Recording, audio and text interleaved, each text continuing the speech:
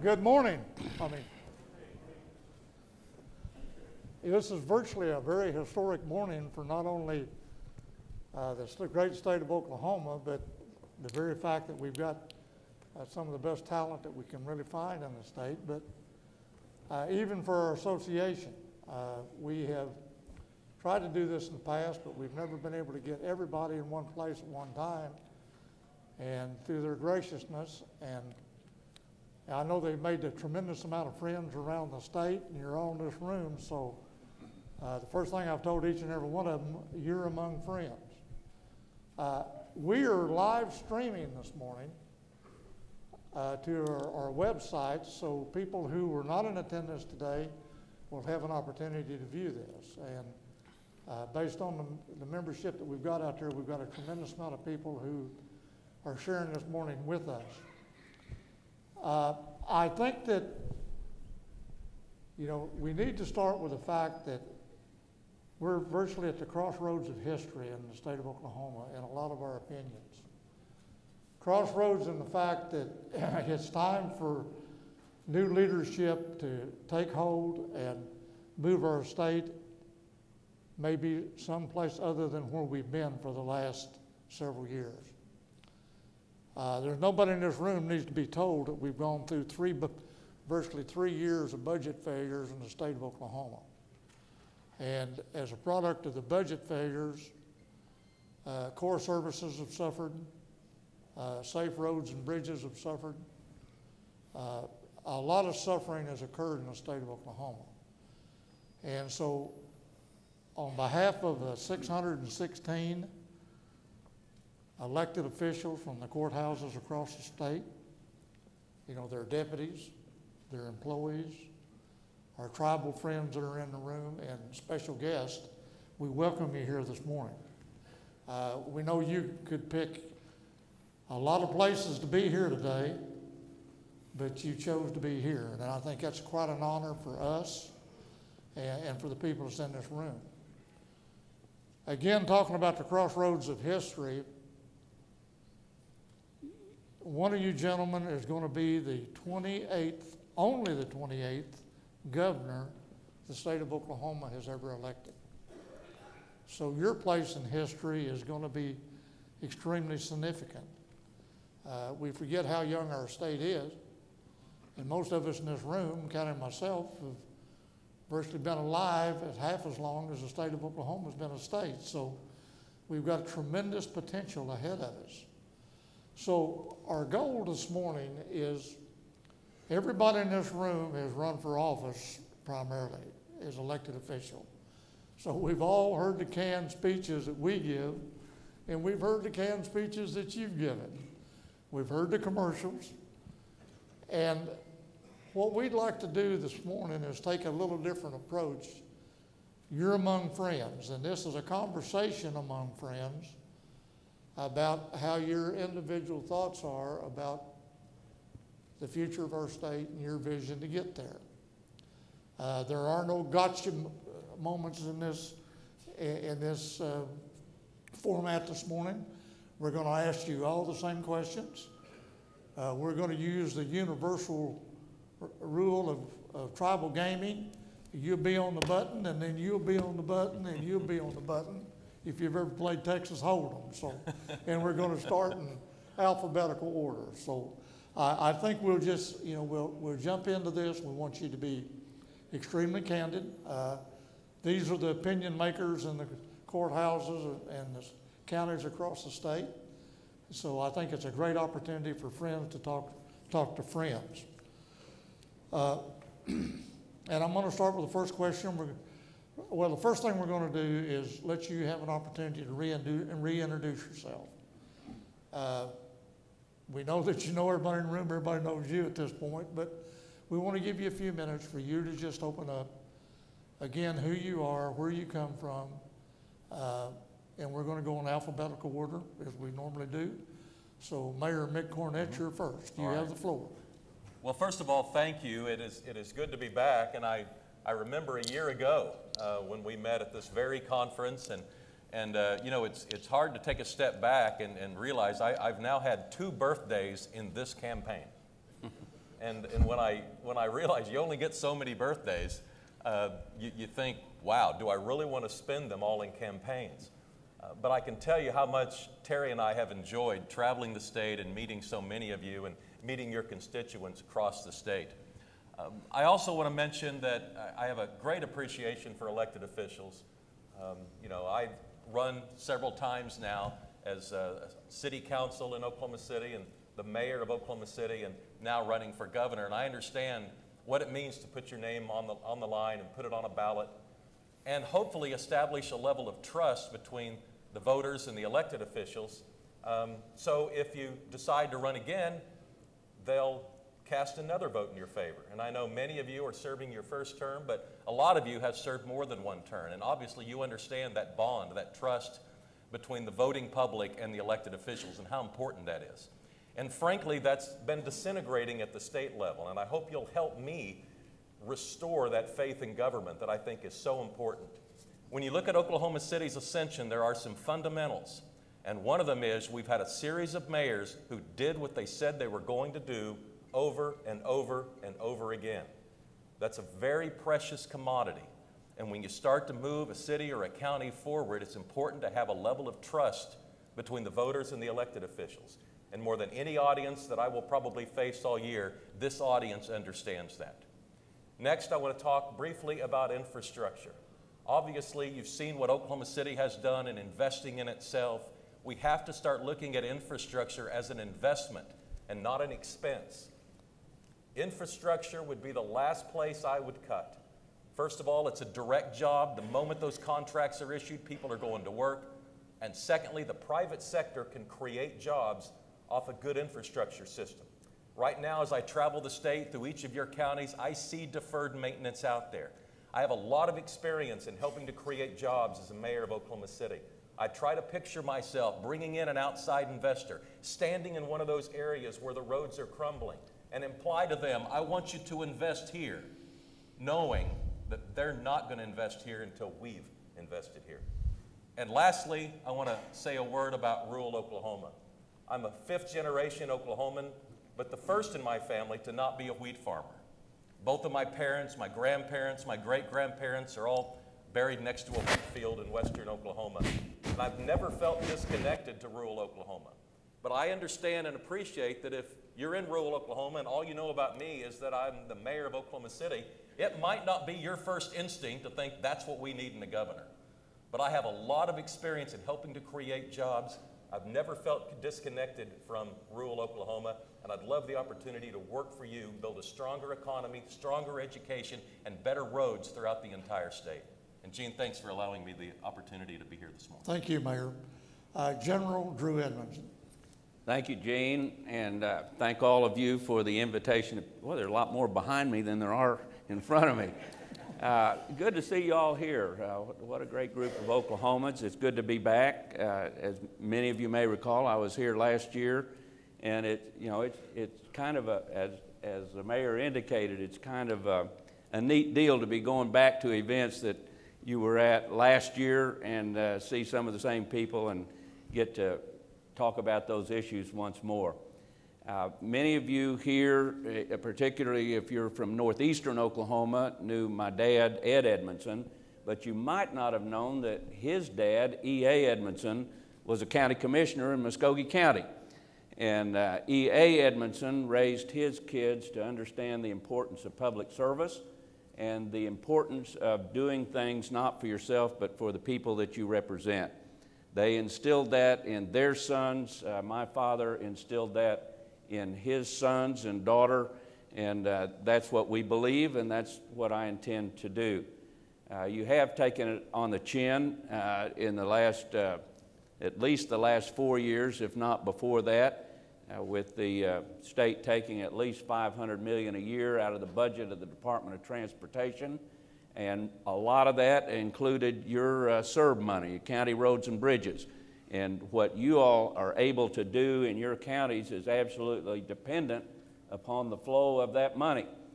We talk about the needs of the Department of Transportation, and they're real, but they maintain about 8,000 miles worth of highways, while you maintain 88,000 miles of county roads and bridges. So you've got a job to do, and your job is made more difficult when they take your money away. Not only will I commit to no more raiding of your funds, I will also commit to the revenue measures that are necessary to make sure that your funds are not only there, but that they are increased, that you have additional capacity to meet the needs of your people. And that's not just in the area of roads and bridges, it's also in the area of county government. When we pass something like 780 and 781, reducing penalties for drugs, that may be a very good thing for criminal justice reform, but the upshot is it's going to put a bigger burden on your jails, and that's a burden on county government. And when the Department of Corrections stops paying what they need to pay for the housing of state inmates in your county jails, that puts an additional burden on county government. So there are things that we can do to make sure that it doesn't get worse, but there are also things that we need to be doing to make sure that things get better. That's why I endorse putting the gross production tax back at 7% where it belongs, to make sure that money is available for government. That's why I endorse opting into the Medicaid expansion, so we'll stop seeing county and rural hospitals closing because the reimbursement rates have gone down and down. We'll stop seeing nursing homes close, particularly in rural Oklahoma. So it's not just a commitment to do no harm, it's also a commitment to do some good for the people of Oklahoma. That's why I'm running. That's why I appreciate your support and look forward to working with you not only in this campaign, but in the next 4 years out of the governor's office. Thank you. Okay. Tulsa businessman Kevin Stitt. Thank you guys so much for having us here. Yeah, it was like a year ago, I think, that we were in this very room and addressed you. And I remember I drew the last one because of my name, and it took like, it seemed like 2 hours before I got up. I'm glad y'all stayed for it too, because a lot of people got tired. But it's good to be back with you. A little bit about my bio and my story. I'm not a politician. I've never ran for office before, but we're super excited to be in the runoff. I don't know if anybody watched June 26th. Did y'all watch that election, June 26th? Were y'all as nervous as I was? I mean, we were down all night and then came back at the end, but it was awesome. But it just shows you that people are ready for change. People want an outsider, a problem solver, a business person to come in and fix state government. They just don't think the people that got us in this are going to do anything different. So that's why I think we got tremendous momentum all over the state. So a little bit about my background. I grew up in Norman. My dad was a pastor there. Actually, he's in the audience with us today, so thanks for being here, Dad. Have him stand up. Yeah, stand up, Dad. Get your 15 minutes of fame there. So Dad is wonderful. He is helping me all over the state, so thank you, Dad. My granddad, his dad, Marvin Stitt, was the head vet at the Oklahoma City Stockyards. So he was there for 25 years, had the contract, so if you ever shipped cattle through there, you would have either met him or he would have met your cows, blood testing them and preg testing them and all that. And then my other granddad, my mom's father, had an 8th grade education and was a dairy farmer in Skiatook, Oklahoma, which is just north of Tulsa. So that's where I spent my summers, hanging out with both grandparents, and so love the rural part of Oklahoma and the agriculture industry and the cattle industry, and we live on some acreage. Actually, we just bought, my 15-year-old son bought 14 stockers, and because I'm going to match whatever he has saved for his car. He turned 16 in October, and so I'm helping him out a little bit. He's getting free feed and free pasture rent, and so hopefully we're not going to have any death loss, and he's going to make a little money and be able to buy a car in October. So anyway, I love rural Oklahoma. I've had a blast. I've been to all 77 counties meeting everybody. You know, the reason I'm running for governor, as I travel, most of you probably know my story. I started my company like a lot of you, like a lot of entrepreneurs. Didn't have many resources. I just graduated from Oklahoma State, and you know, started my company with $1,000 in a computer. And now today, I've lived the American dream. We employ 1,200 people. I have offices all over the country, about 165 offices. I understand what regulation does to businesses and how it stops entrepreneurship and growth. And I want to be the best pro-business governor there is in the state of Oklahoma. So I understand that as a business person. And I traveled all these states, and I see all this momentum and positivity and growth coming out of Texas when I visit our offices there. And then I go visit my offices in Tennessee and Colorado and see the same thing. But when I come back to Oklahoma, the state I grew up in and I love, I realize we haven't grown like these other states. And I look at our education system, and we're ranked 45th in math and reading scores, and we're #1 in incarceration rates. And our bridges and our roads aren't quite up to the par that some of the other states around us are. And I ask myself, you know, why is that? Because I don't believe, folks, we have any different issues in Oklahoma than we have in any other state. So at the end of the day, this is about delivering services, and that's why I want to be your next governor. This is about running a $20 billion budget, and you're going to turn over a $20 billion budget to the next governor. And I think I'm the right guy to lead because I've been balancing budgets, and I've been hiring people and setting strategy and the vision. Because at the end of the day, it's about leading and getting us ready for the future and delivering great services. So I can't wait to talk more about that. That's why I would love to have your support on August 28th and then again in November. Thank you. Great. Thank you. I think this is exactly how we wanted to begin. And you gave me the entree. First question will go to Mayor Cornett. And you'll get the first one at the last. So we'll try to be totally fair about this. As we look around the room, you have people who are from every section of the state of Oklahoma. The current trends, unfortunately, on in-migration and out-migration of rural areas on population. A state cannot be healthy with just 2 metro areas of economic stimulation. What do you see in your efforts and your vision to go out to those rural areas? Sadly, we have about 41 states that have less population today than they had in 1935. That has to change in order to have viability and an economic stimulation for every part of the state. What do you see in your vision and your efforts in order to address that? Well, I have a lot of experience in growing and diversifying an economy. 25, 30 years ago, Oklahoma City may have had the worst economy in the United States. The last few years, arguably, it's been amongst the best, if not the best. Just recently named the #1 best place in the United States to start a business. I've been spending some time in Stillwater talking to the ag economist about how we grow the ag economy in the state of Oklahoma. It bothers me that we raise a lot of crops, and the first thing we do with them after a harvest is ship them over the state line to another place for the next stage in processing. I think there are opportunities to grow our ag economy through some value-added processing opportunities. Have a few ideas in crops, but we're still trying to put those ideas together. So if you have specific ideas and new industries that we could have and help grow the ag economy here, I'm anxious to hear them. At the end of the day, economic development is about the quality of life in your communities. And one of the interesting things that I've seen as I've traveled throughout the state is the pockets of success. It's just not consistent throughout all 77 counties. But I've been in cities like Alva, Okmulgee, Miami, Weatherford, towns of similar size that have a strong economy. And I look, what are the synergies there? What are the commonalities? One of them is they have high standards for education in those specific areas. In fact, all of them have a higher ed entity in their town. We have to start looking at how we're going to have higher standards for education throughout the entire state. As long as we have low standards in health and education, we're never going to have the state economy that we want to have. I think we have tended to judge our governors over the last few years by where they stand on policy during the legislative session. And that's important.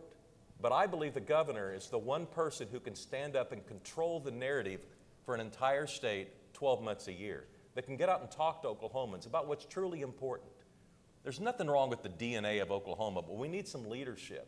Talk about health and education and higher standards on ourselves and in our communities, and ultimately in the entire state.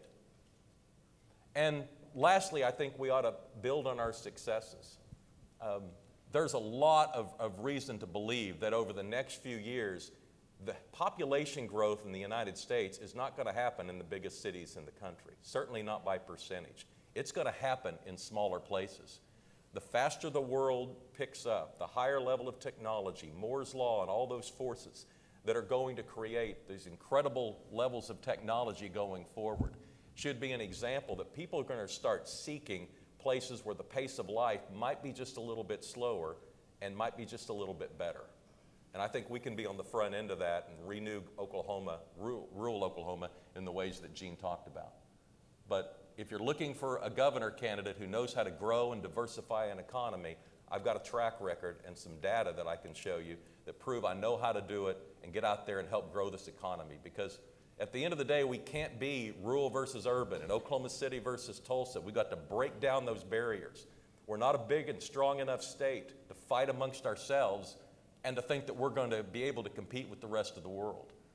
I'm known as a consensus builder, a problem solver, a person who can get things done. And I think those are the assets and the toolkit that we're looking for in establishing our next governor. General Edmondson. I want to take this opportunity to introduce my wife, Linda, who is here. She grew up on a wheat farm near Fargo in Ellis County, Oklahoma, so she's my go-to resource on rural Oklahoma. And thank you for being here, Linda. I grew up in Muskogee, which if you live in Oklahoma City or Tulsa is probably considered rural. We didn't think of ourselves as rural. But we're also, for the most part, a small town as opposed to big town in terms of culture. But in many of our counties, and here I'm not talking necessarily about Muskogee or Lawton or Enid or Stillwater, but in many of our counties, it's not a question of how much we can grow. It's a question of whether or not we can survive. Because our schools are at risk, our hospitals are at risk, our roads and highways, obviously, over the last few years, roads and bridges are also at risk. We live in a society where a growing percent of our workforce literally can work anywhere they want to. They can do that on computers, they can do that on their phone, and they can live wherever they choose. But they aren't going to live somewhere that doesn't have broadband. They aren't going to live somewhere that doesn't have high-speed internet. They aren't going to live somewhere where their kids have to be bused 50 miles to go to school. They aren't going to live somewhere where they have to be life-flighted to a hospital because the hospital has closed. So in addition to all of the good things we'd like to do for rural Oklahoma, the fundamental commitment that I make to you is that I'm going to spend every day in the governor's office trying to keep your schools open, trying to keep your hospitals open, trying to keep your nursing homes open, and trying to bring high-speed internet to all corners of the state of Oklahoma. That's our key to economic development. We can do the other things, but if we don't do those basics, then we aren't going to improve our lot in rural Oklahoma, and I am committed to doing that. So thank you. Kevin. Yeah, so, I look at the national economy and what's happening. And with the Trump tax cuts, what he's doing with the economy, it's starting to take off. Unemployment is extremely low. The GDP is growing. Other states around us are really taking off. And, in business, you look at what is your strategic advantage? What do we have that the competition doesn't have? So I think about that for Oklahoma. What do we have here? And we have the best location of any state in the entire country. We are dead center located in the middle of the U.S. We've got all the land, the natural resources, the utility prices. I believe we should be #1 in manufacturing, #1 in distribution, #1 in aerospace. But how do we get there? I think we have to expand commerce. I've talked to the commerce secretaries that used to work for the Bourne administration all the way through the Fallon administration. And did you know we used to have commerce departments in California, higher tax states where we have a competitive advantage? We used to have them overseas we contracted commerce right when the other states started expanding. I've also talked to the folks that privatized the Commerce Department that worked in Florida's commerce, for example. Again, folks, to me, this is blocking and tackling. This is about setting a vision and a goal and going and executing on it. So I'm going to be the governor for all 4 million Oklahomans. Day one in office, everybody's going to know that Oklahoma is open for business, and we go out and we recruit those businesses. But there's not one thing. This is a leadership role that education is a huge part of this. Infrastructure, the best roads and bridges, the best health care. It all really does fit together. And you're hiring a leader that can manage all of that in state government. And the problem is, too often we have been so focused maybe on one industry or one area of the state. And I just want to tell you this. You're finally going to have an independent governor that's focused on what's best for all 4 million Oklahomans. That's rural Oklahomans, that's Oklahoma City, that's Tulsa. Because if we get the economy growing, that's where it's going to make a big difference. And so when I look at the different pockets and the different areas of the state, southeast Oklahoma, that is such a wonderful part of the state with all the natural resources and the water. We need to be blowing up tourism, and we need to be able to get control of our lakes better, where we can create development around them. And the people from Texas would pour in, and people from the north would come down and buy second homes and create tremendous tourism dollars. And so in the western part of the state, what we have to offer in the agriculture, we've got all the land. We've got everything we need. I believe we've got the bones we need, folks. We just need a new leader, a fresh approach, and I believe everything, whether it's a football team or it's an organization or it's the governor, everything starts from the top down, and it is that vision casting that gets everybody moving in the right direction. And it's a marketing game, and it's a PR game, and Oklahoma is a great state, and I've got a vision for us to be a top 10 state, top 10 in growth, top 10 in education, and top 10 in infrastructure. I can't do it by myself. It's going to take all of us to turn our state around. But I'm excited to lead, and with your help, we can do it. Thank you.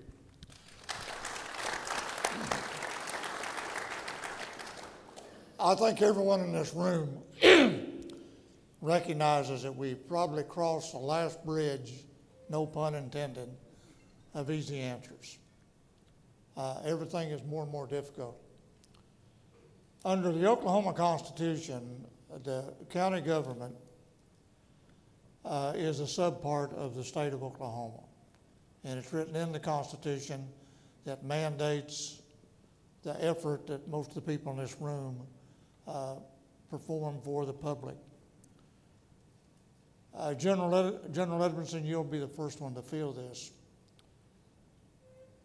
With the 3 years of budget failures and with the acknowledgement that transportation has paid a huge cost as a product of this.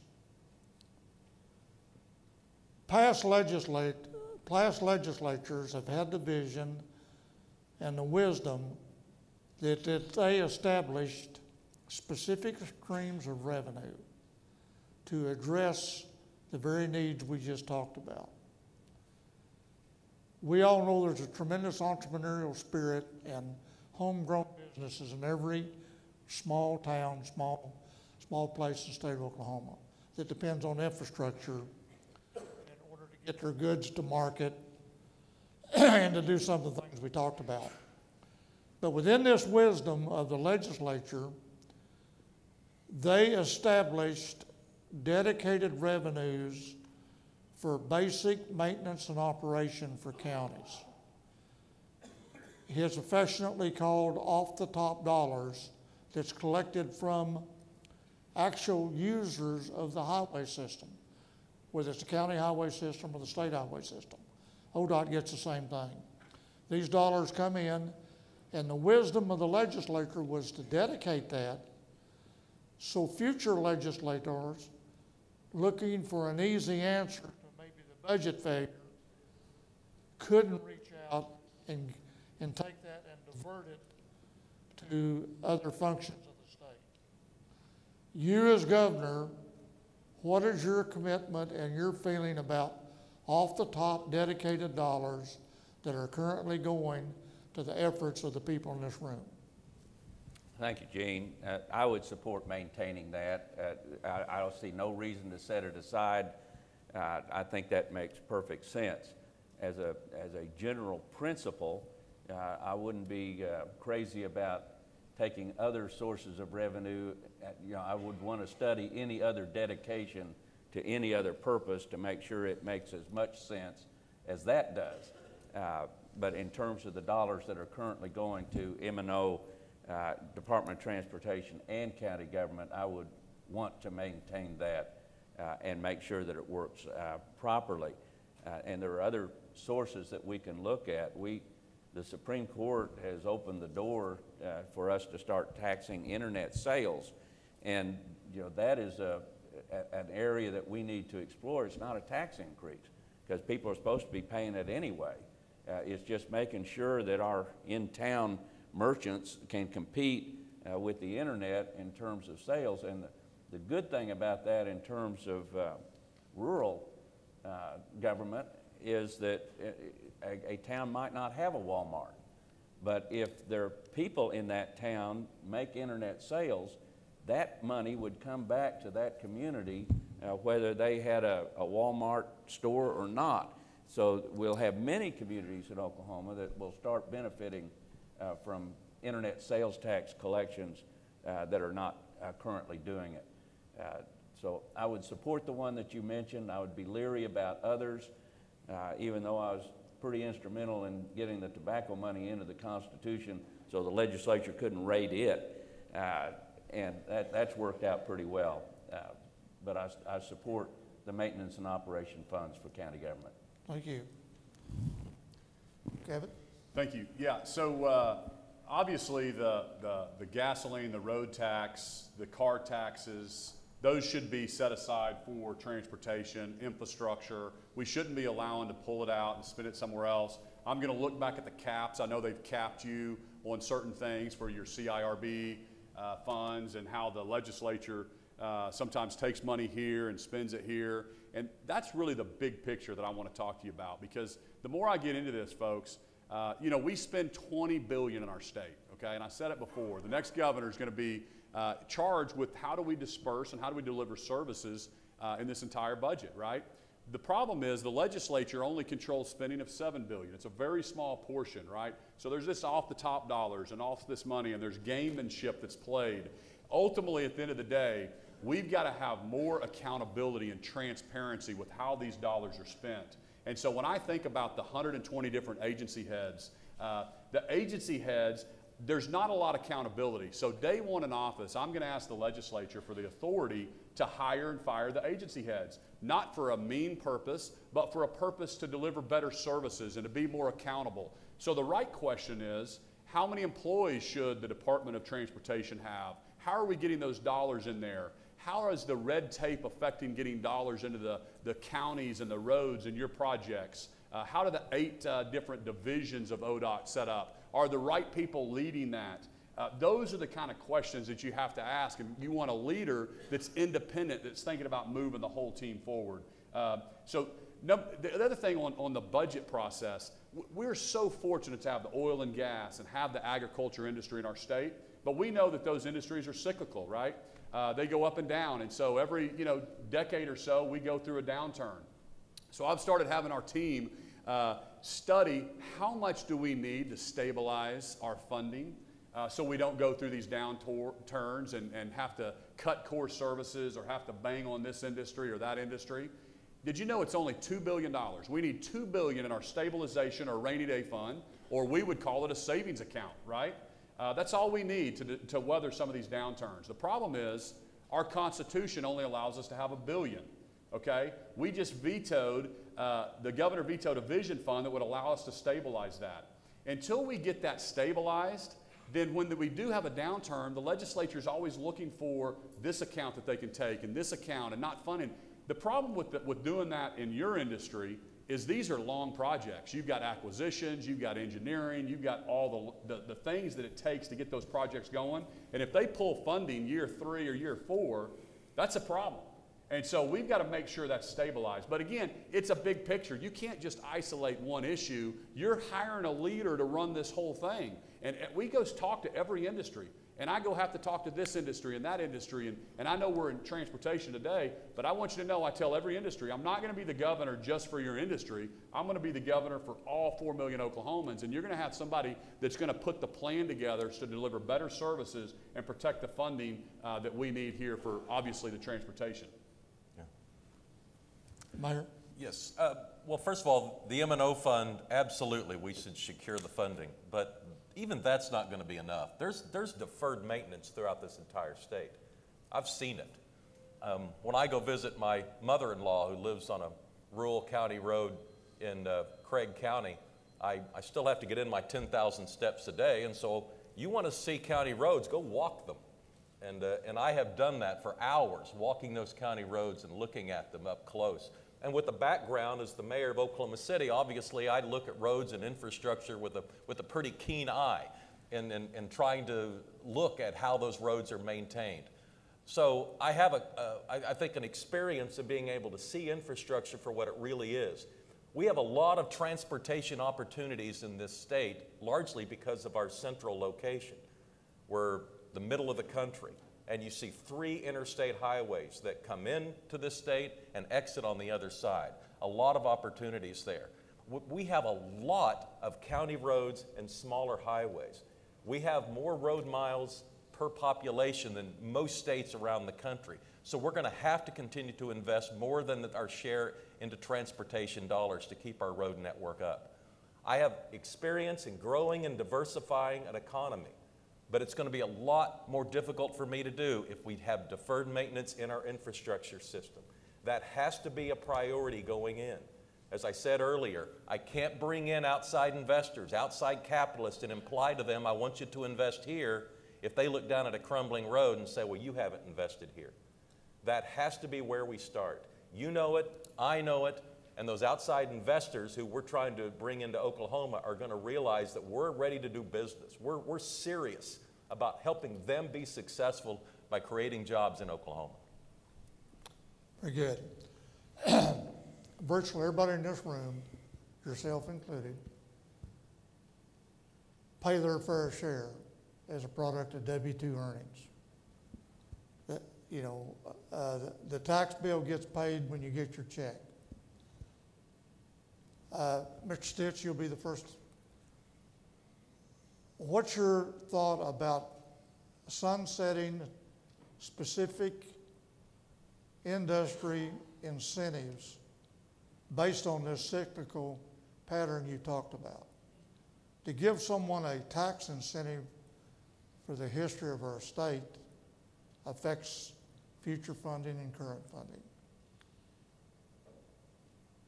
For the rest of us that pay our fair share every month, what's your attitude and vision as far as maybe sunsetting or looking at these special incentives? Yeah. So, great question. You know, when you think about incentives and, for this industry or that industry, and again, trust me, we, as running for governor, we've got to go talk to all these different industries. And I don't think the government should be picking winners and losers. Anytime you have an incentive here, it sometimes harms this industry. So the way I look at stuff is, number one, does it have a sunset provision? Is it creating jobs? And is it market?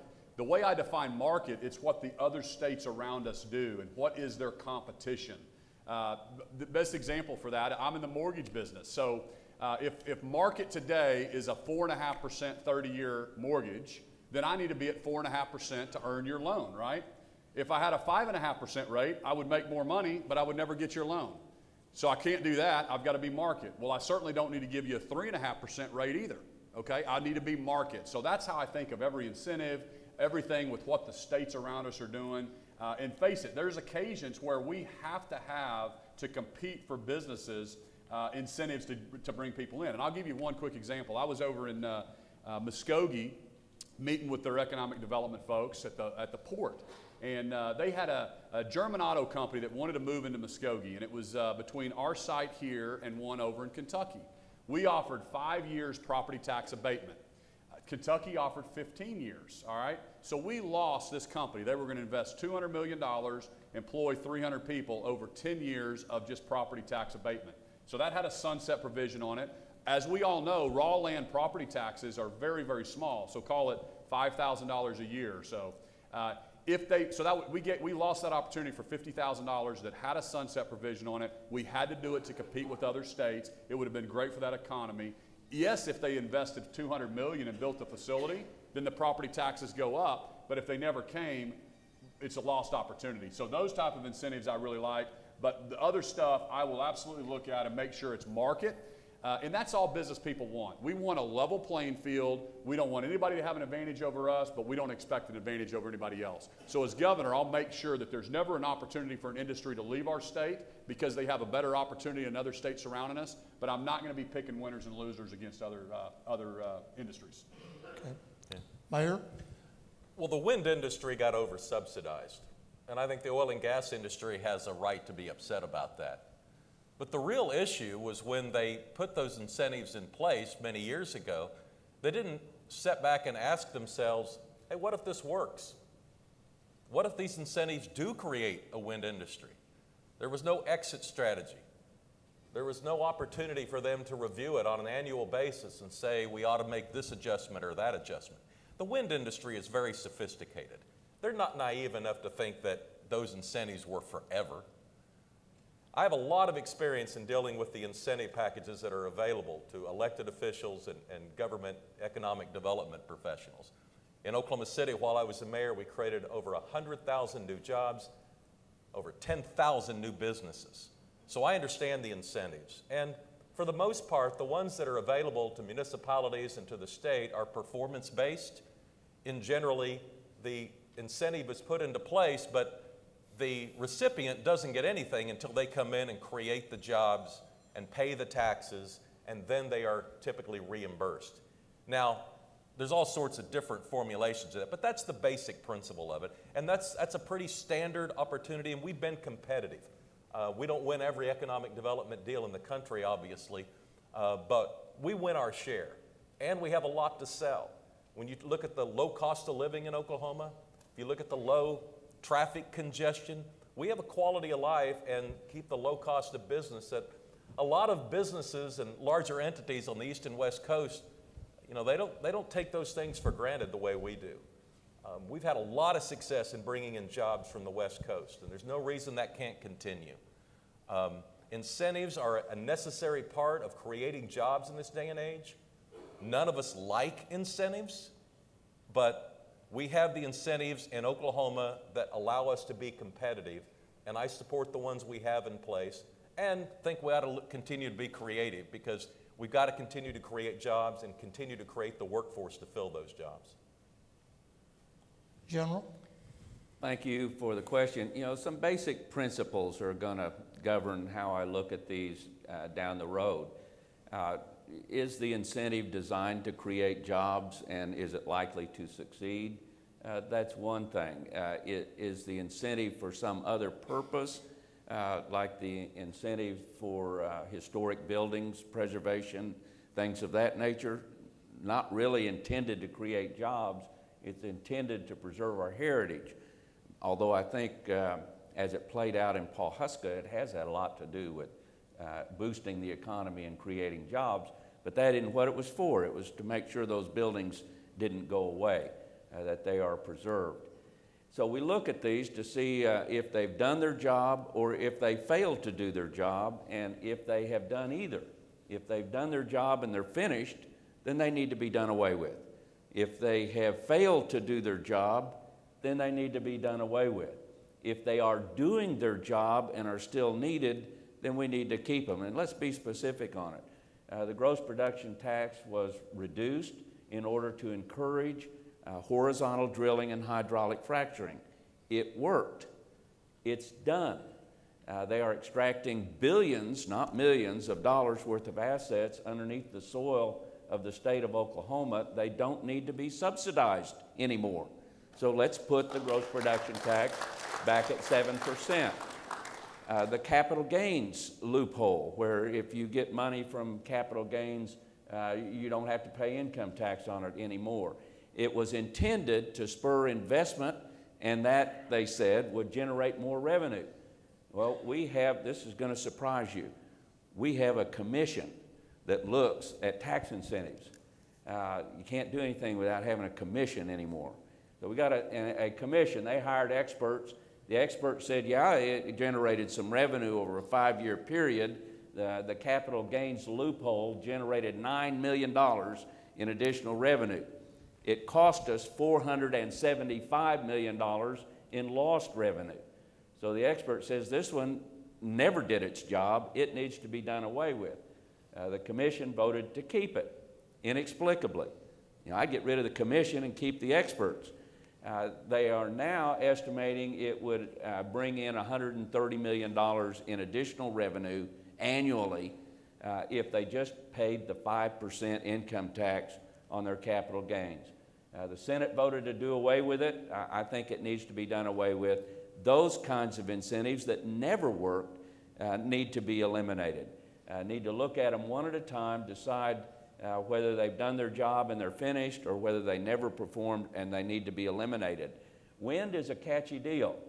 We offered the incentives to bring in the wind industry. That worked. We're now second in the nation in the production of energy by wind turbines, and that's a good thing. The legislature said, well, this is an economic engine. They don't need the incentive anymore, and so they stopped it proactively. New wind turbines don't get that incentive anymore under the renewable energy tax credit. The problem is with the ones that came in under that promise and are still generating energy and benefiting from that incentive.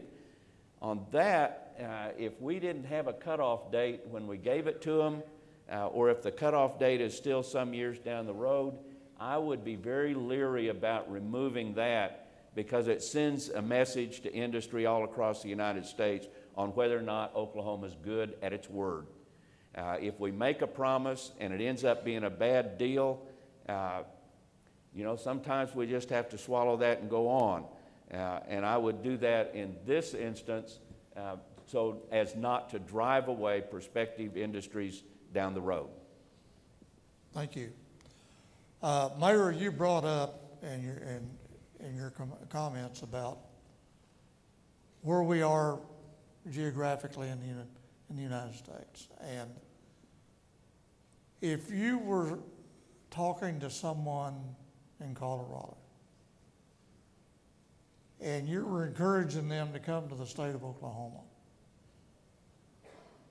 what are the priorities for core services you think would actually serve as a magnet and a major decision maker for them to come? Well, I have competed successfully in getting businesses from Colorado to come to Oklahoma. And I've competed against Colorado for businesses who had options about where to go. What I sell about Oklahoma are amenities that I mentioned earlier, the low cost of living. I remember standing in front of a group of engineers who Boeing asked me to go out and recruit to see if I could get many of them to move to our state. And I talked to them about the low cost of living. And I remember they were living in Southern California, and I showed them a picture of a house that sold the week before in Oklahoma. I told them the price that it sold for. And I watched their jaws drop. Because these are engineers. They could do math. And they realized the type of equity that they were sitting on in their Southern California houses.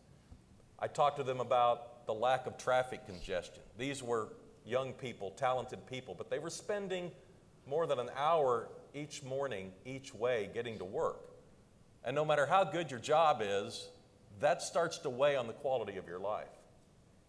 And I told them you could get a speeding ticket during rush hour in Oklahoma. You could see how their eyes were starting to think about, you know, this Oklahoma place, it doesn't sound so bad. Well, Boeing told me at the end of their discussion that we more than doubled the number of engineers that accepted that transfer to Oklahoma. We have a lot to sell. One element that we need to work on, though, is getting more college graduates who are ready to fill all the jobs that we're creating. Right now, I have multiple employers who tell me they could each hire all of the IT graduates and all of the engineering graduates that we're producing in the state of Oklahoma. So we have more jobs than we do young people qualified to fill them. And so what's happening is they're going out of state to bring in highly educated 20-somethings. That's not all bad either. I mean, we now have in-migration from people coming from Texas, in-migration from California, highly educated people that are seeing the benefits of spending their life in this state. But it's a shame that we can't continue to grow our educational system and create more graduates so that Oklahoma kids can take Oklahoma jobs.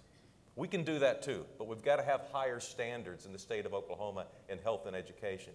And I intend to be the governor that champions 12 months a year the importance of health and education so that we have higher standards on ourselves, in our families, in our communities, and ultimately in the entire state.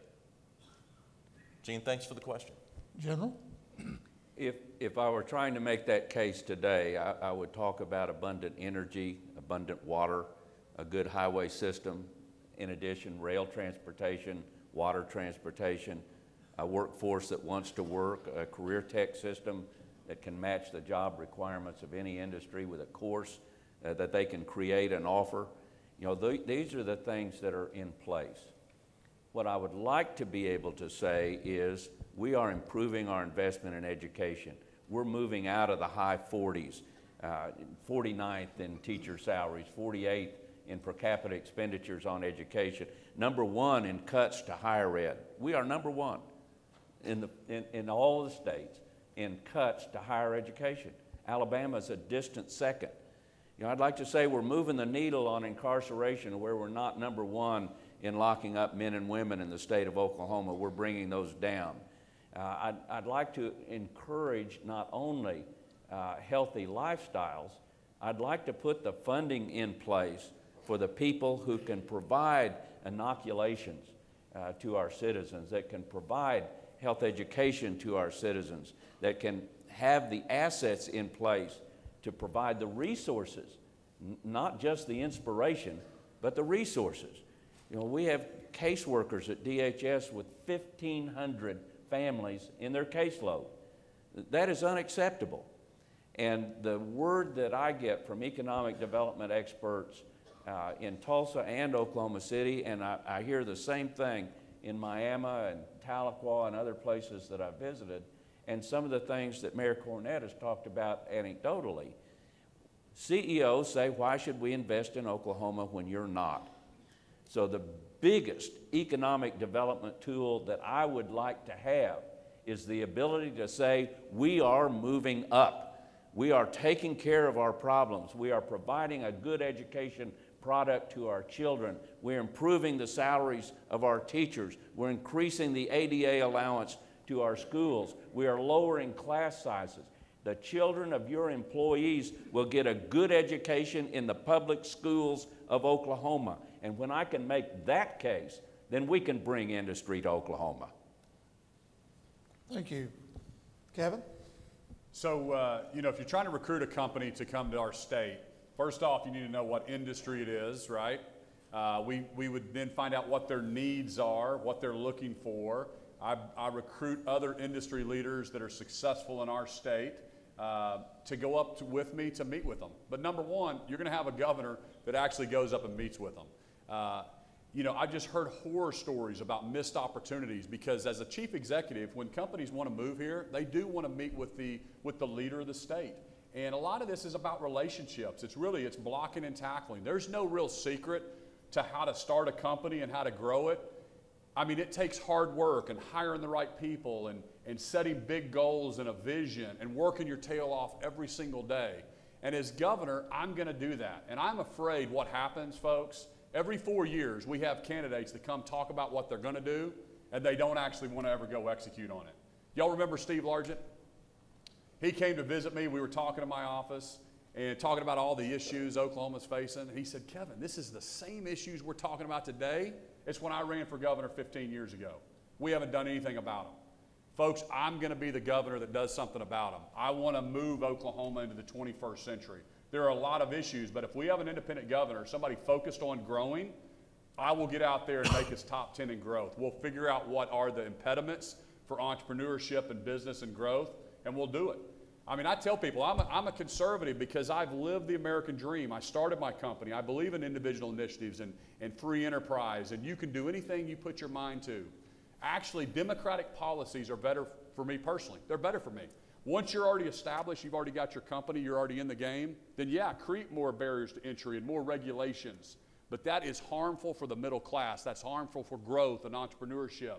And as a business person, we understand how that works and how regulators are not helping us grow and helping us be the most pro-business friendly state. And it's more of an adversarial relationship. So when I become governor, the message will change. We will be open for business when I get there to the office. Very good. General, one of the unintended consequences as a product of term limits seems like it transferred the power from not only the governor, but the legislative function to the agencies, the agency heads. And one of the trends that we see in county government and local government is the agency heads without any authority other than the fact that the power seems to be transferred to them, because the legislators are not, they don't have the institutional memory as to what the intent of past legislation was. Empowers these agency heads to actually command more mandates back to local government. As governor, if you factor the unintended consequences of term limits, how do you see dealing with the agency heads and the appointment of them? I thank you for that question, but with all due respect, I'd like to respond to the last statement about Democratic policies being a bar to growth. It has not been Democratic policies over the last 8 years that has driven us into billion-dollar holes 2 years in a row and caused our bond rating to be reduced. And that's about all I'm going to say on a partisan basis, because I think we have to work across party lines to get things done. But blame should go where blame should go, and it hadn't been Democrats that got us into this mess. In specific response to the question, I was against term limits for legislators. I was against term limits for statewide office holders. They passed by vote of the people, so that's the law of the land. But what I assumed would happen has happened. When you get rid of seasoned members of the legislature or competent state officials, the power does not disappear. Power, nature abhors a vacuum, and power does not disappear. It goes other places, and it goes to agency heads, and it goes to lobbyists, and it goes to other people who are not elected officials. And for me, it just boils down to I want the power to rest with someone that I can vote against if he's not doing a good job. And I can't vote against lobbyists, and I can't vote against agency heads. So I would like the power to rest with the people. In a couple of agencies, the legislature has already moved to give the governor more authority. They did that with the health department. They made the DHS board advisory rather than governing. So they've taken some steps in that direction, and I applaud those steps. I intend to work with agency heads through the appointments that I'm able to make to boards and agencies that the governor can still appoint to. You all are probably aware that there isn't an agency or board out there that the governor gets a majority on in a first term. A governor has to be elected to a second term before he ever gets a majority on some of those boards or commissions. So the main power that the governor has as to those agencies is the power of the purse. And that's something that the governor can exercise, and I will if I have an agency that's not paying attention. Thank you. Mr. Stitt? Good. Well, I'm glad my opponent pointed out how Obama's policies were very, very good for the United States of America. Oh, nice. No, seriously, to answer this question, I think we've got to have more authority over running the agencies. So we've got these 120 different agencies, and the legislature has a tough job because they're only there 4 months out of the year. They really get spun in a circle by the different agency heads. I've talked to the guys over the appropriations, and they come in, and 5 minutes before the meetings, they have this PowerPoint presentation with fancy graphs and charts. We have to have more accountability over who's running the agencies. Till we get that, we're always going to have this shuffle game, and like we talked about earlier. You know, I talked to Frank Keating's chief of staff, and he said, we've got to change one law would make all the difference. The governor's got to have the authority to remove a board member. Because what happens is the governor appoints a board member, then they're there for 7 years, 9 years. It's the governor's second term. They're on their way out the door before they get control of that board, or who's hiring the agency heads. And we've got to have that so we can really create transparency and accountability. But it's also about putting performance metrics in place. A performance metric is something that we do in the private sector. I've got 25 different cost centers, and I know exactly how we're delivering services on whatever cost center we're talking about. It takes a while to create that transparency, put that performance metric in place, and you know, I think that's a critical piece. You always hear about financial audits. We have to do that, but we also have to ask ourselves, what is the mission of that agency? What is the purpose of that agency? Because over time, folks, we're doing the same things that might have made sense in 1907 or 1950. We've got to figure out how to sunset some of these things and make sure we get back to the core service of the agencies and what they're doing. Mayor? I think what we're talking about here is power and leadership, and the executive branch in Oklahoma does need more authority. Now it's not easy to just necessarily go out there and grab. Some of it would require a constitutional change, a vote of the people, and those are all issues that I'm not only willing but anxious to examine. If I get a chance to serve, I'd like to look back someday and say we took on some hard issues, and we left Oklahoma structurally better, more sound, in a better position to grow and create a better Oklahoma for our kids and our grandkids. There's one other aspect, though, to what we're talking about here that I don't think has been discussed, and that is who's going to make the decisions at the level of government. I served as the president of the United States Conference of Mayors. I represented mayors and local government officials all across the country. I worked with NACO side by side, working on trying to develop policies in Washington and fighting for conservative values all the time. If you've been waiting for a governor who believed that the best decisions are made locally, I'm your guy. Who are you going to find that has more experience in dealing with a dysfunctional state government and trying to figure out how we at the local level can have the opportunity to make more decisions for the benefit of the people that put us in office? Now, I know each one of you has already been elected, and again, thank you for your willingness to put yourself on the ballot. But that level of trust that you've been able to instill between the voters and your candidacy and you as an office holder is something that we need to continue to duplicate and appreciate amongst ourselves. I know what it's like to put my name on the ballot. I know what it's like for people to either have a high level of trust or a low level of trust. And I was elected over and over again because we did what we said we're going to do, and we stood up and did the right thing and pushed conservative values. I am pushing for local decisions in the state of Oklahoma. We have too many decisions, too much of the money filters down from the capital, and it's not working. Look at the state of this state. It's not working. We need more decisions made at the local level. Everyone who runs for office has got a different idea from their predecessor. And in the search of easy answers, we all hear the same message: reform. What do you perceive in your administration would be your thoughts about reformance of governance and government across the state? County government, city government, and state government. Yeah. So when you talk about, people ask me, what's your 90-day plan? What's the first thing you're going to do? Really, it starts with me on November 8th, right after the election. And that's where we're going to have to bring the leaders of the House and bring the leaders of the Senate and come together and start working on our strategy. And I've got 5 different pillars: a growth plan, education, health, infrastructure, efficiencies. Everything falls underneath one of those pillars. Guys, we didn't get in this mess overnight. We're not going to get out of it overnight. But here are the 5 things we're going to do under growth and education and health, et cetera. The problem that I see, and I know I can't do it by myself. It's going to take all of us to turn our state around.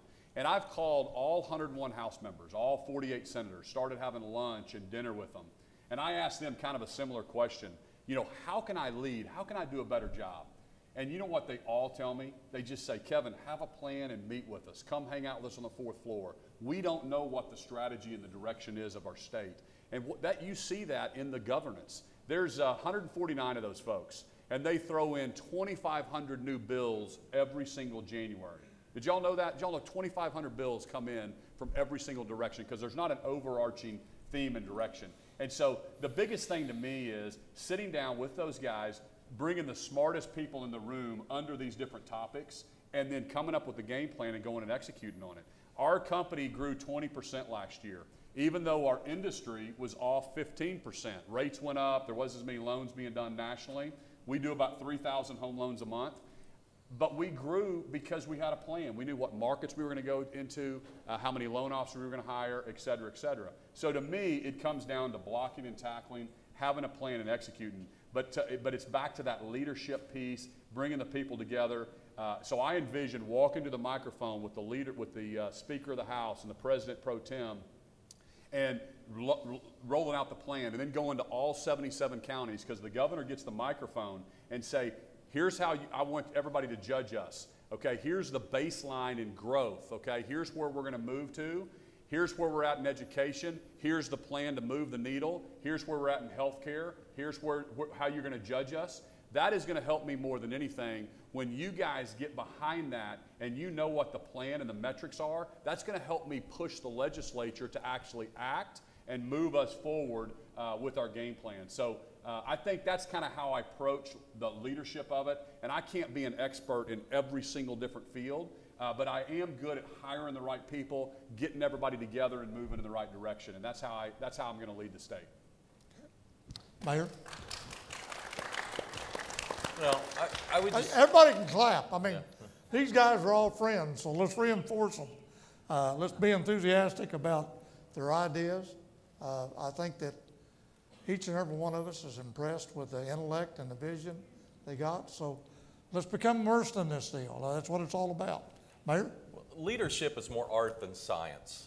But I do think ever since I've been involved in local government, 15 years now or so, the expectations of accountability and the expectations of transparency have increased on an annual basis. For the last 14 years, I've been the chair of the audit committee in Oklahoma City. I've provided oversight for over 140 performance audits. I've seen, large departments, large bureaucracies find deficiencies. I remember one year that revenue came in 1% ahead of target. Now, in a lot of instances, in a lot of government situations, you would have gone to the department heads and informed them they had 1% more money than we thought they were going to have. What we did was we asked each of those departments to produce a budget pretending they had 3% less revenue. And we asked them to have the same output. We asked them to do more with less. And this is what county government has been doing for a long, long time.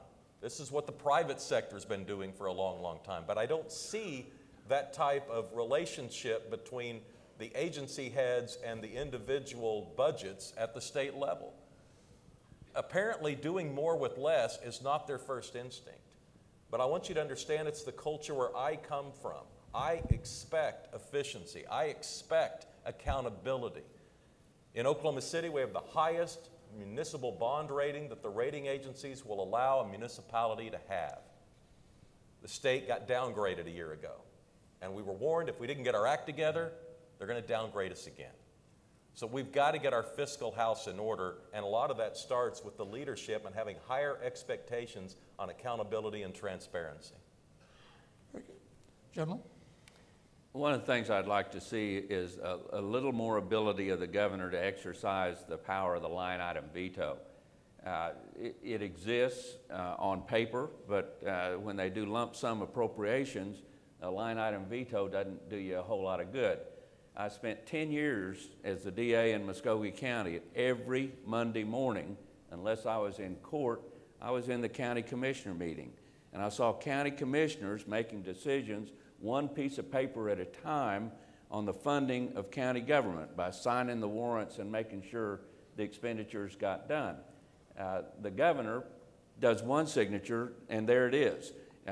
And a lot more could be done in terms of rooting out waste and corruption in state government if the governor had the ability to exercise the line item veto in a better and more organized way. Structural reforms, I'd like to see us do something about the 75% requirement for the legislature to pass a revenue measure. It was passed in the wake of House Bill 1017. It's not a bad idea to have a supermajority to raise taxes, but on a bond issue, it's 60%. So why not bring it down to something more reasonable? We went from the 1990s until the special session this April before the legislature got enough members to pass a revenue-raising measure. And then they just barely got it because it's 75%. So let's bring it down to 60, and personally, if the revenue code is that important, I'd like to see it work both ways. 60% vote to raise revenue, a 60% vote to reduce revenues, and have a little more stable budget picture in the state of Oklahoma. We're going to see sometime down the road, because it was submitted by the legislature, a referendum to have the governor, lieutenant governor run as a team. I think that'd be a good move.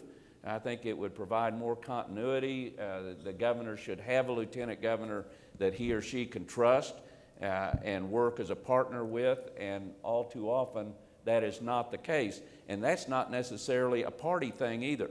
You know, a Democratic governor could have a Democratic lieutenant governor that he or she doesn't particularly want in the room with him. So I'd like to see them run as a team, and when that finally gets on the ballot, I intend to vote in favor of it. And lastly, I would mention in terms of a structural change, and I've been advocating this for a long time now, if we can get that increase in the gross production tax, we ought to figure what's the least we can expect, and that's going to be pegged to the price of oil on a regular basis, and that is the level at which that money can be plugged into the budgets of state agencies. Anything above that, we should consider on an annual basis, we should consider that gravy and put it into a capital investment fund where it can only be spent on one-time capital projects, building a building, building a road, building a bridge. So if the price of oil does plummet, we may have to put off building a building, but we don't wreck the budget of state agencies. And I'd like to see that happen to provide much more stability to state financing. Very good. This question for you. As a leader and an elected official, when was the last time that you absolutely, positively knew that you were right, but changed your mind, and what was it? Oh, my goodness. Well, give me some time. I could probably think of 3 or 4 examples. The one that comes to mind was a murder case I was trying in Muskogee County, and we actually had the defendant bound over for trial in the district court when an eyewitness came in and said he wasn't sure. And when the critical eyewitness backed up on how certain he was on the identity of the suspect, I moved to dismiss a murder charge in Muskogee County. When I filed it, I was sure, and then I decided after the eyewitness's conversation that I may have been wrong, and we dismissed it, and I just faded the heat on the dismissal. Good. That's Stitt. So say the question one more time. I'll even phrase it differently for you, seeing your commercial. As a father of 6 children, and obviously you supervise a lot of employees, have a good company. When was the absolute last time that you were firmly convinced when you started something that you were right and had to change your mind, and what was it? Yeah. So it was 2 days ago, actually. So I had an employee that gave their notice. They said they were leaving and did it the right way, you know, said they were leaving in 30 days or whatever. But you know, sometimes when an employee is a short timer, they kind of don't do a good job on the way out the door. And so this employee, you know, the last 2 assignments we gave them, they just kind of blew off. So I felt like I was in the right. I was kind of frustrated. The way that we parted wasn't good. I wasn't as friendly as I should have been to him, and he left. Well, I started kind of thinking about it. You know how sometimes we hold bitterness or unforgiveness, and I woke up I think it was Monday morning and maybe Sunday night, and realized that I'd kind of held some unforgiveness towards this person. And I try to always forgive and release everybody and live with a clean heart, because I think bitterness sometimes will destroy us, right? And so I had to call him on the phone, and I did that on Monday night because I just felt like the Lord had kind of put it on my heart that I was holding unforgiveness towards him. And so I called him on the phone, and he's in Florida now, and said, hey, I want to apologize for the way you left and the way that I treated you, and it was my fault, and I'm so sorry, and please forgive me. I want to have a clean relationship with you. And he apologized as well, and it was a great, you know, he said, hey, I was planning on calling you. Thank you so much for calling me. And that just happened this week. So sometimes we all have to think of those things, and it's hard sometimes to reach out and say you're sorry and ask for forgiveness, but it was the right thing to do, and I'm glad I did it. Very good. Mayor? It must have been 2005 or 2006 when General Motors was threatening to shut down their production plant in Oklahoma City. And I remember working with the governor and meeting with GM officials and trying to figure out their issues and their labor issues and how we could somehow keep these jobs alive. And ultimately, we were not successful. GM shut down the plant. We then were looking at this plant that was going to be mothballed, and after going to Detroit twice to visit with GM officials, I could see that we weren't at the top of the list. They had this real estate. They had real estate all over the world. They didn't really care about this plant. It wasn't at the top of their list, and they didn't have any plans for it. And I kept pushing for a private sector response. I kept pushing to try and bring private sector jobs in here from the outside. Let's try and find a private sector solution. This is a great plant that some company is going to want to try and invest in. Well, despite me insisting on a private sector solution, ultimately, Oklahoma County, working with the Oklahoma City Chamber, went to the voters and passed a bond issue to purchase the plant for GM. We then turned around and leased it back to the United States Air Force because the plant was adjacent to Tinker Field. And today there are more people working in that facility on the base than there were when GM had an operating automobile plant there. And so, although I pushed and fought for a private sector reaction, ultimately I think the decision that we collectively made as leaderships in central Oklahoma is to have the county pass a bond issue, purchase a facility, and turn it over to the Air Force has worked out really, really well. And so, you know, you listen, you learn, and then ultimately you lead. And that was an opportunity for me to learn. Very good. Okay, Kevin, you're going to get to go first. This is your opportunity to close and make your closing statement as if you were on the stump or in a courtroom as to why these people ought to go out and advocate for your election as the 28th governor of the state of Oklahoma. Yeah. Well, thank you guys so much for having us here today. It's such an honor to be with you. And what's crazy about this whole getting elected process is I can only meet 1% of the voters like this right here. And I do this every day of the week. I've been doing this for the last 15 months or so, because 99% of the people we've got to meet on television or social media. And so that's what I tell people when I meet them in situations like this, and we get to have a dialogue and a conversation. You know, it's up to you to determine who you want your next governor to be. And you guys are the grassroots. You're the ones that are going to go back to your communities and tell your 20 friends, and you guys are the influencers. And so I just encourage you to help us get the vote out on August 28th, and tell all your friends to get the vote out. Because, you know, as I've traveled all 77 counties, I think people are tired of coming in last place. They're tired of being 45th in this category and 46th in this and number 1 in this. And you know, I think we have too good of a state to be like that way.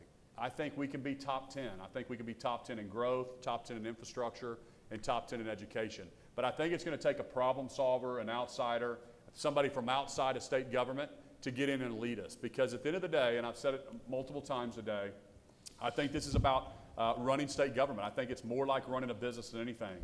We're talking about how the funding works in here and how we get dollars into the different projects. That's a business principle, folks. This is about leadership. This is about hiring the right people, getting everybody aligned and moving in the right direction. This is about working with the legislature, getting the structure correct, whether it's in education, which we didn't get to talk about much today.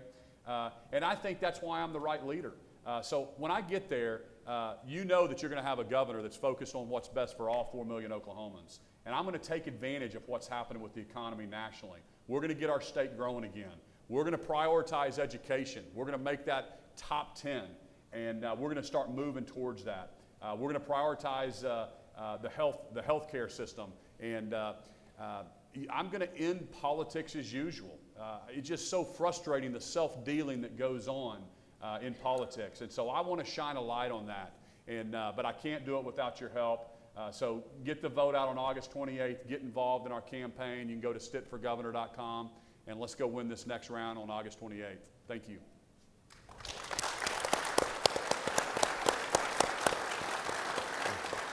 Mayor? You know, one of my biggest attributes as a candidate is also something I have to overcome occasionally. I have been associated with Oklahoma City's renaissance, its success. I mentioned earlier the 100,000 jobs that were created while I was mayor, the over 10,000 new businesses created when I was the mayor. But I also realize as I travel the state, sometimes being the mayor of Oklahoma City might not be the first instinct of someone in rural Oklahoma, as that's what we need. What I would say to answer that question is for the last 14 years, I've been working to produce in the city of Oklahoma City, and I'm asking for the opportunity to represent and work for you. I understand the responsibility. I understand all 77 counties are important. And I'm asking for the opportunity to represent you and to grow this economy and diversify this economy and to create a better state at the end of the day. And again, thank you for your willingness to run for elected office and make a difference in your community. That's what inspired me in the beginning, and now I'd like to help lead this state based on those same principles that I began with some 15 years ago. Thanks very much.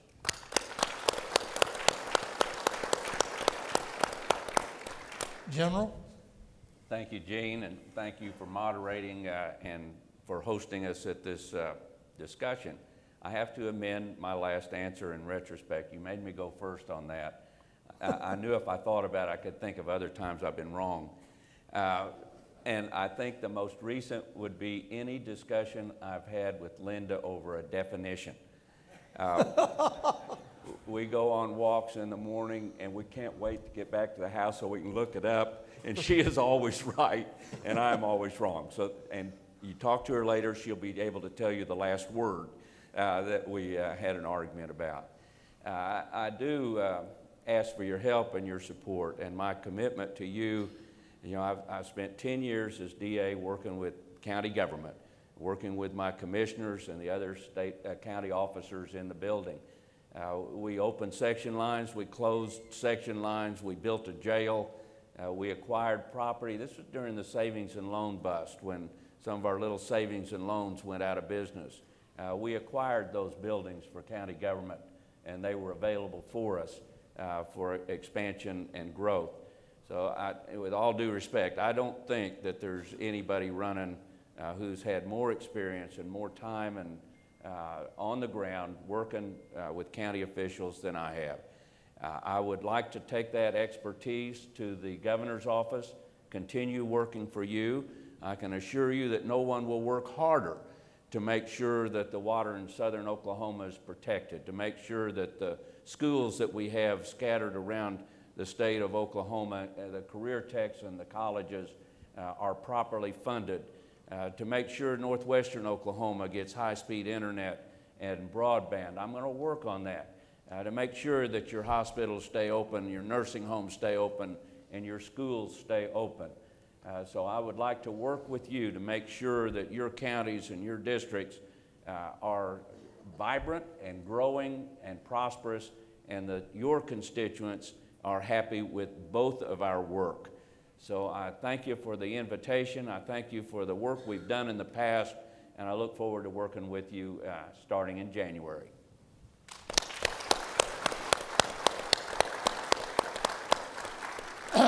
Well, let me close with this. On behalf of the 616 local county elected officials and the 77 courthouses and their staffs across the state, I think we're all in agreement that with each and every one of you's vision, intellect, and integrity and character, our state's going to be in great shape, regardless of what decision we make. I'd like to leave with one thought that, in reading some of the research, James Madison, who was one of our creators and architects of our great Constitution, he wrote in the Federalist Papers that if all men were angels, there would be no need for government. If angels ran the government, there would be no need for laws. With this realization, local government is the bedrock of Republican democracy. The magic of being selected by your people in your community is the bedrock of Republican democracy. Let's stand and give